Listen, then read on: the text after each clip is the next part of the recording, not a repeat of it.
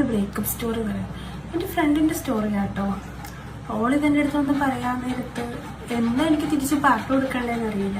നമ്മൾ കൂടെ അത്രയും നിന്നിട്ട് ഒരാൾ നമ്മളെ ചതിക്കാന്ന് പറഞ്ഞാൽ ഏറ്റവും പെയിൻഫുൾ ആയിട്ടുള്ളൊരു കാര്യം. ഫാമിലി സപ്പോർട്ടോ കാര്യങ്ങളോ ഒന്നും ഇല്ലാത്തൊരു പെൺകുട്ടി അവളുടെ ഡ്രീംസ് അവളുടെ വീട്ടുകാർക്ക് വേണ്ടിയിട്ട് അവൾ മാറ്റി വെക്കുകയാണ്. അവൾക്ക് എന്താ ചെയ്യണ്ടേന്ന് അറിയില്ല. ഈ ടോക്സിക് ഫാമിലി എന്നൊക്കെ നമ്മൾ കേട്ടിട്ടുണ്ടോ? സാധാരണ റിലേഷൻഷിപ്പിൽ അത് വരലുണ്ട്.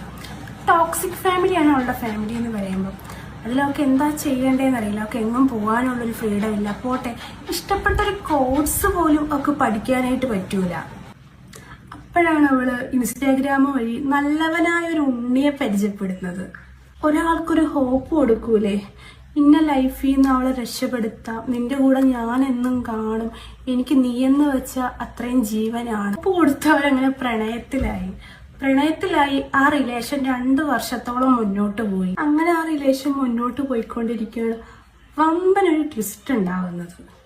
പക്ഷെ ഒരു കാര്യത്തിലുള്ള രക്ഷപ്പെട്ടിട്ടോ, നേരിട്ട് മീറ്റ് ആക്കിയിട്ടൊന്നുമില്ല, നേരിട്ടോളെ കണ്ടിട്ടില്ല. പക്ഷെ ഇപ്പൊ നിങ്ങൾ ചിന്തിക്കും, നേരിട്ട് കാണാത്തൊരു റിലേഷൻ അല്ല, അത് അങ്ങനെ പോയാൽ പ്രശ്നമില്ലാന്ന്. പക്ഷെ സ്നേഹിക്കുന്നവർക്ക് അങ്ങനെ അല്ലല്ലോ.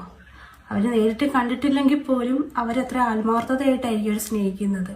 അങ്ങനെ ഇവനോട് ഇവള് കാര്യം പറഞ്ഞ്, എനിക്കിനി പിടിച്ചിരിക്കാൻ പറ്റൂല, നമുക്ക് കല്യാണം കഴിക്കാം, ഇനി വീട്ടിലിങ്ങനെ ആയ വാപ്പ എന്നെ വേറെ കെട്ടിച്ചു വിടും, അങ്ങനെയൊക്കെ പറഞ്ഞു. അപ്പൊ അതിന്